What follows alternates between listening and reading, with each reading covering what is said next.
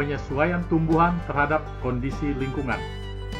Adaptasi adalah kemampuan makhluk hidup untuk menyesuaikan diri terhadap lingkungannya. Adaptasi dilakukan tumbuhan agar tetap bertahan hidup. Adaptasi tumbuhan di lingkungan kering atau disebut xerofit. Contoh tumbuhannya adalah pohon kurma, lidah buaya, cocor bebek, dan kaktus. Adaptasi tumbuhan di lingkungan berkadar garam tinggi atau disebut halofit. Tumbuhan yang dapat hidup di lingkungan dengan kadar garam tinggi disebut halofit. Contoh, tumbuhan hidup di lingkungan yang berkadar garam tinggi yaitu bakau.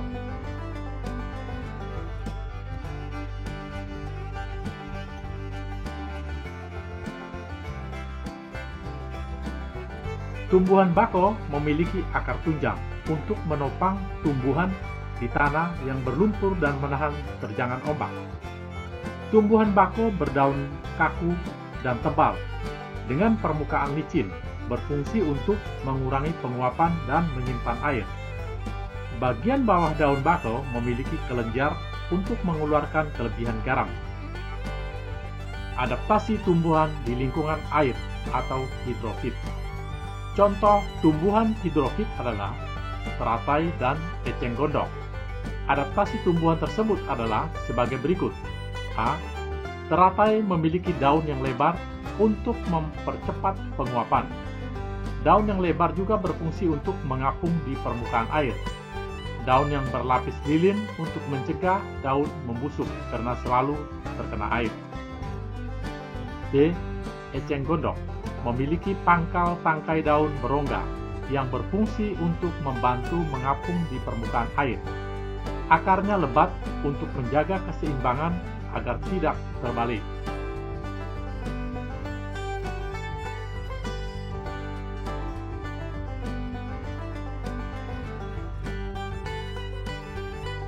Adaptasi tumbuhan di lingkungan lembab atau higrofit. Tumbuhan yang dapat hidup di lingkungan lembab disebut higrofit. Contoh tumbuhan higrofit adalah begonia dan tumbuhan paku. Berikut adaptasi tumbuhan di lingkungan miskin nitrogen.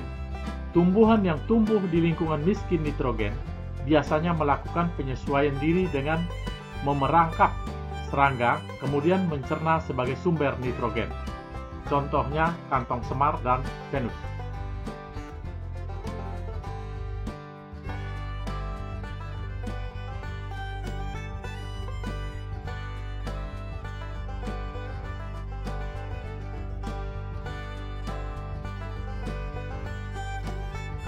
Penyesuaian tumbuhan untuk berkembang biak. Selain untuk bertahan hidup, beberapa tumbuhan juga melakukan untuk membantu perkembangbiakan atau reproduksi. Contohnya adalah sebagai berikut. A. Bunga Rafflesia mengeluarkan bau busuk untuk menarik perhatian serangga. Serangga yang hinggap dapat membantu penyerbukan. B. Tumbuhan seperti mawar, melati, dan anggrek memiliki mahkota bunga yang berwarna mencolok dan kelenjar nektar untuk menarik perhatian serangga yang membantu penyerbukan. C. Bunga dandelion memiliki cara yang unik dalam penyebaran benihnya. Benih yang sekaligus buahnya memiliki struktur tambahan seperti serabut halus yang membantunya agar mudah terbawa angin. Jika benih tersebut jatuh di tempat yang sesuai, benih itu akan tumbuh menjadi tumbuhan baru.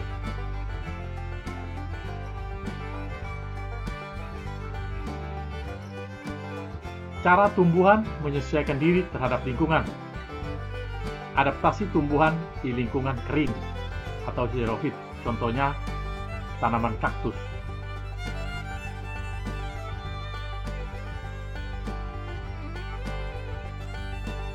Adaptasi tumbuhan di lingkungan berkadar garam tinggi atau halofit, contoh tanaman bakau.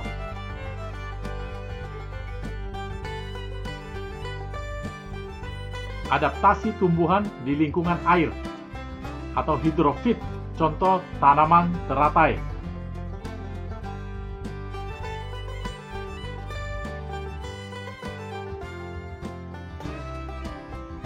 Adaptasi tumbuhan di lingkungan lembab atau higrofit. Contoh, tanaman lumut.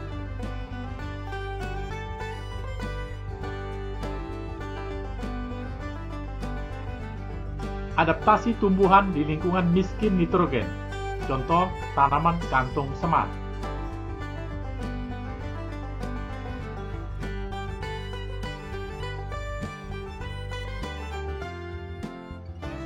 Adaptasi tumbuhan untuk berkembang biak. Tanaman Rafflesia mengeluarkan bau busuk untuk menarik perhatian serangga, biasanya lalat. Serangga yang hinggap dapat membantu penyerbukan.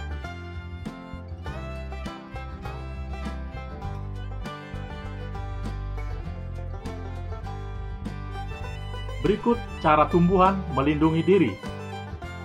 Memiliki duri pada tanaman mawar.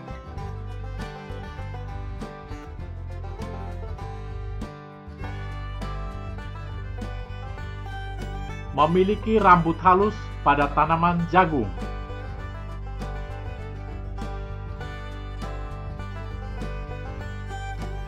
Memiliki duri yang tajam pada tanaman nanas.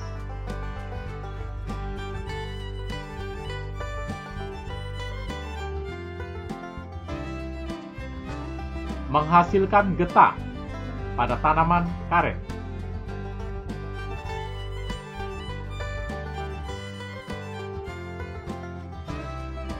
Menghasilkan racun, contoh pada tanaman kecubung.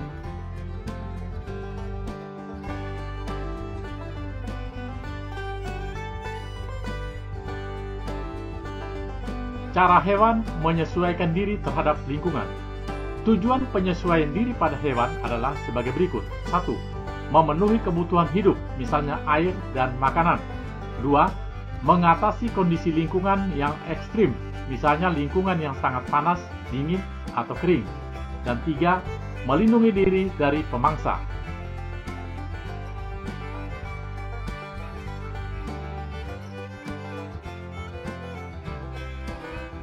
Berikut contoh penyesuaian struktur atau alat tubuh hewan terhadap lingkungannya. 1. Struktur gigi. Struktur gigi hewan pemakan daging atau karnivor tersusun atas gigi taring yang sangat tajam. Contoh hewan karnivor yaitu kucing, harimau, buaya, dan ikan hiu. Struktur gigi hewan pemakan tumbuhan atau herbivor memiliki susunan gigi yang terdiri atas gigi seri dan geraham. Contoh hewan herbivor yaitu sapi, kuda, dan kambing. Berikut struktur gigi hewan pemakan daging dan tumbuhan atau disebut omnivor. Memiliki gigi yang terdiri atas gigi seri, gigi taring, dan gigi geraham. Contoh hewan omnivor yaitu tikus dan kera.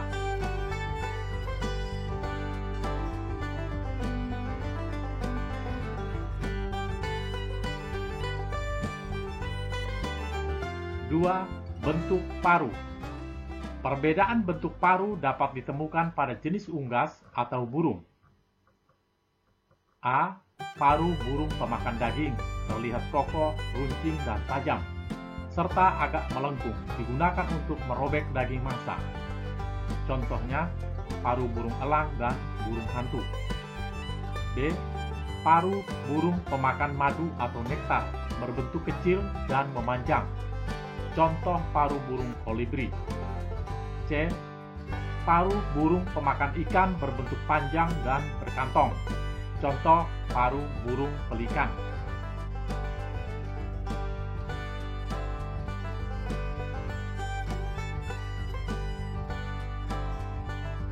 D. Paruh burung pemakan biji berbentuk pendek, tebal, dan runcing. Digunakan untuk memecah biji-bijian. Contoh paruh burung pipit dan burung kenari. E. Paruh burung pemakan serangga berbentuk runcing dan agak panjang, digunakan untuk mematuk dan mengambil serangga yang ada di balik kulit kayu. Contohnya paruh burung pelatuk. F. Paruh unggas pemakan cacing berbentuk lebar dan memiliki struktur seperti sisir di bagian pangkalnya untuk menahan makanan yang licin agar tidak lepas dan menyaring makanan yang lumpur. Contohnya paru, bebek, dan angsa.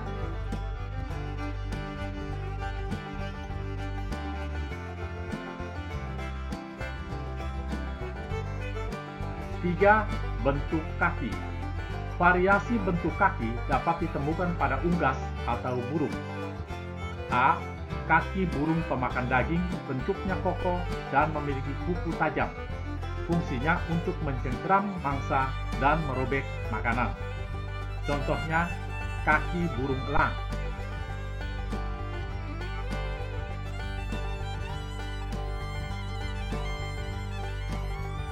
B. Burung pengais memiliki cakar dengan 3 jari menghadap ke depan dan 1 jari menghadap ke belakang. Contohnya kaki ayam. Dan kaki ayam juga dilengkapi dengan jalu untuk menyerang musuh. C.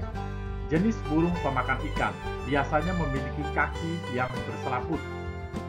Kaki jenis ini berguna untuk berenang atau berjalan di lingkungan yang berlumpur. Contohnya burung pelikan. D. Jenis burung pemakan serangga seperti burung pelatuk memiliki 2 jari kaki menghadap ke depan dan 2 jari lainnya menghadap ke belakang dengan kuku yang tajam. Contohnya burung pelatuk.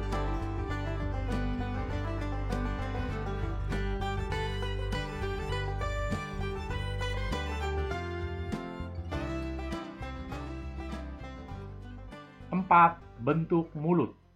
Variasi bentuk mulut terdapat pada serangga. Berdasarkan jenis makanannya, jenis mulut serangga dibedakan menjadi 4. A. Mulut penghisap. Contohnya kupu-kupu. B. Mulut penusuk dan penghisap. Contohnya nyamuk. C. Mulut penjilat. Contohnya lalat. Dan D. Mulut penggigit. Contohnya belalang.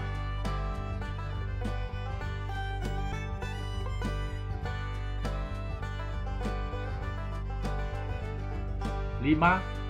Lidah yang panjang dan lengket. Lidah yang panjang dan lengket dimiliki oleh beberapa hewan seperti bunglon dan landak semut. Lidah tersebut digunakan untuk menangkap mangsanya berupa serangga.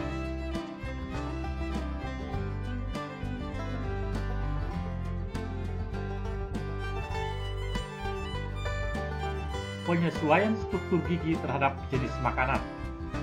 Buaya memiliki struktur gigi taring yang sangat tajam untuk memudahkan dalam memakan daging.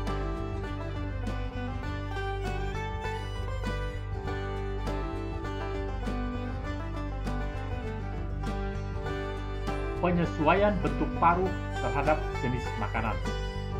Bebek memiliki paruh pemakan cacing berbentuk lebar dan memiliki struktur seperti sisir di bagian pangkalnya, yang berguna untuk menahan makanan yang licin, agar tidak lepas dan menyaring makanan dari lumpur.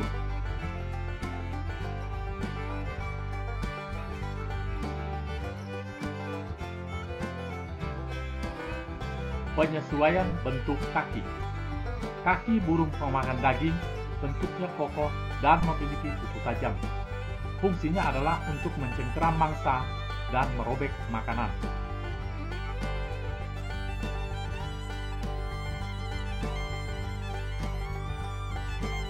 Penyesuaian bentuk mulut pada serangga. Kupu-kupu memiliki bentuk mulut penghisap, sehingga memudahkannya mendapatkan nektar yang terletak di dalam bunga.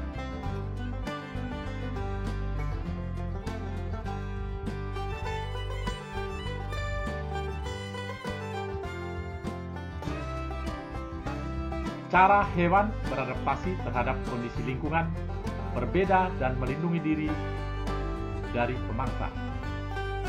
Cara hewan beradaptasi pada kondisi lingkungan tertentu. 1. Unta. Unta merupakan salah satu hewan yang hidup di daerah gurun yang panas dan kering. Punuk berisi cadangan lemak yang dapat dipecah menjadi energi. Telapak kaki yang lembut memudahkan berjalan di atas tanah berpasir. Usus yang sangat panjang untuk menyerap lebih banyak air dalam makanan.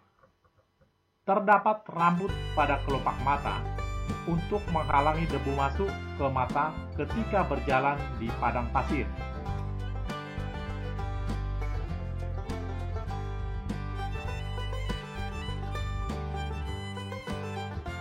Dua, beruang kutub hidup di kutub.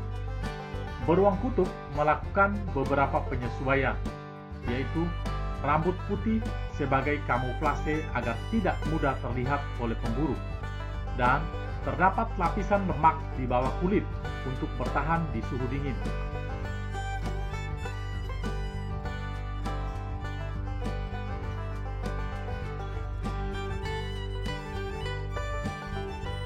Tiga, kelelawar. Kelelawar memiliki kemampuan ekolokasi, yaitu kemampuan untuk mendeteksi mangsa, pemangsa, dan benda di sekitarnya dengan menggunakan pantulan bunyi. 4. Burung hantu. Burung hantu memiliki penglihatan dan pendengaran yang tajam dan peka untuk mencari mangsa pada malam hari. 5. Lumba-lumba dan paus.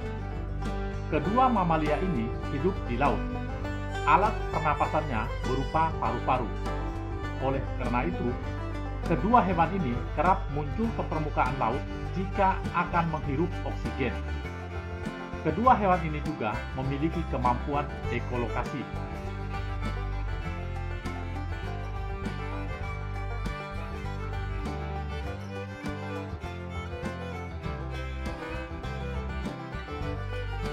Enam, cumi-cumi.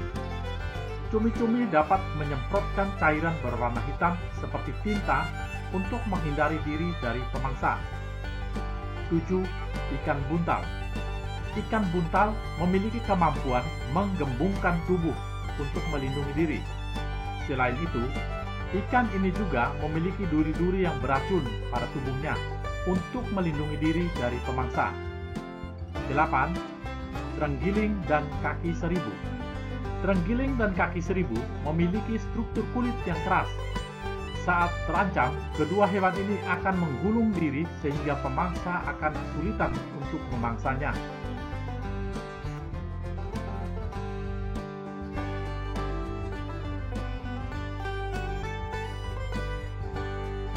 B. Cara hewan beradaptasi melindungi diri dari pemangsa. A. Cecak dan tokek. Cecak dan tokek dapat melindungi dirinya dari pemangsa dengan dua cara, yaitu telapak kaki yang memiliki perekat sehingga memudahkannya merayap di dinding, dan kemampuan autotomi, yaitu memutuskan ekor untuk mengelabui pemangsa. B. Bunglon. Bunglon memiliki kemampuan mimikri, yaitu kemampuan untuk mengubah warna kulit sesuai kondisi lingkungannya.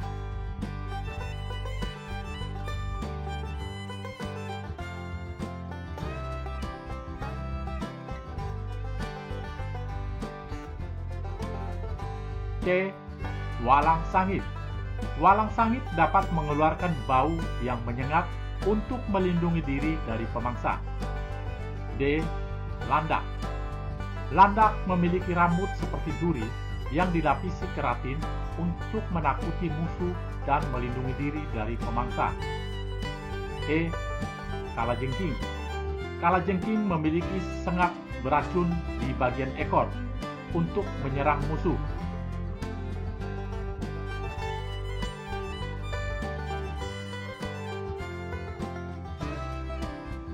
Berikut contoh bunglon memiliki kemampuan mimikri, yaitu kemampuan untuk mengubah warna kulit sesuai kondisi lingkungannya.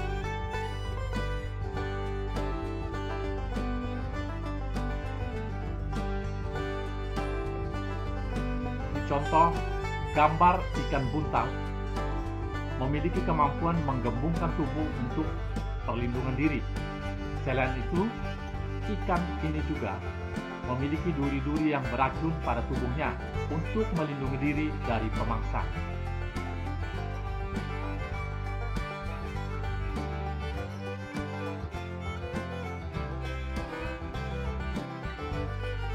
Manfaat adaptasi makhluk hidup bagi manusia dan lingkungan.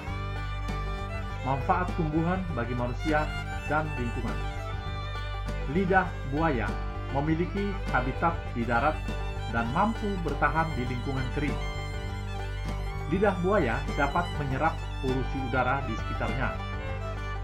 Daging lidah buaya sering dimanfaatkan oleh manusia seperti untuk penyembuhan luka luar.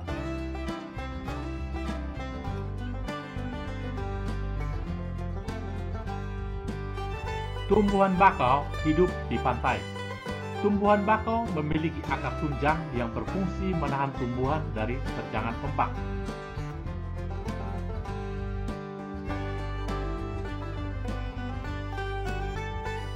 Manfaat hewan bagi manusia dan lingkungan. Cacing menghasilkan kotoran yang dapat membuat tanah menjadi subur.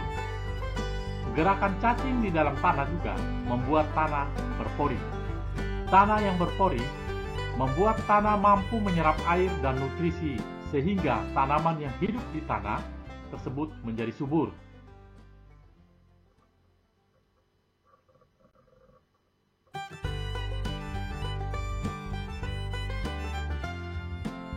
Domba merupakan hewan yang memiliki ciri khusus berupa rambut tebal, berfungsi untuk menghangatkan tubuh saat suhu di lingkungan rendah. Rambut domba dimanfaatkan manusia sebagai bahan pembuat kain wol.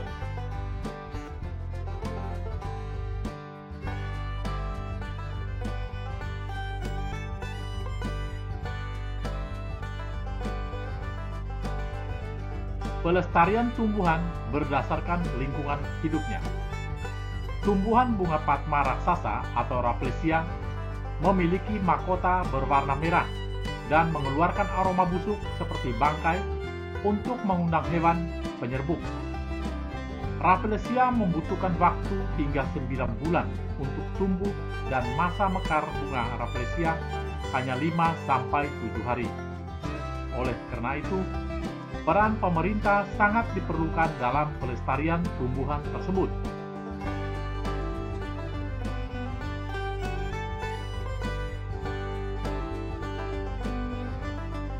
Berikut pelestarian hewan berdasarkan lingkungan hidupnya. Saat ini, ancaman kelangsungan hidup orang-utan mencakup berubahnya fungsi hutan. Upaya pelestarian terhadap orang-utan pun dilakukan, seperti 1. Kerjasama WWF Indonesia dengan pemerintah dalam mengembangkan rencana tata ruang ekosistem sebagai upaya pengembalian hutan sebagai habitat orang-utan. 2. Sebagian besar orang-utan yang selama dilindungi di tempat penangkaran khusus.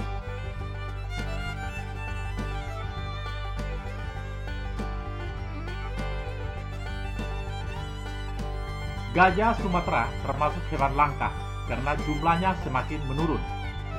Faktor penyebabnya antara lain perburuan dan berubahnya fungsi hutan menjadi permukiman dan perkebunan. Sebagai langkah pencegahan dari kepunahan, pemerintah menetapkan beberapa wilayah sebagai pusat konservasi gajah Sumatera.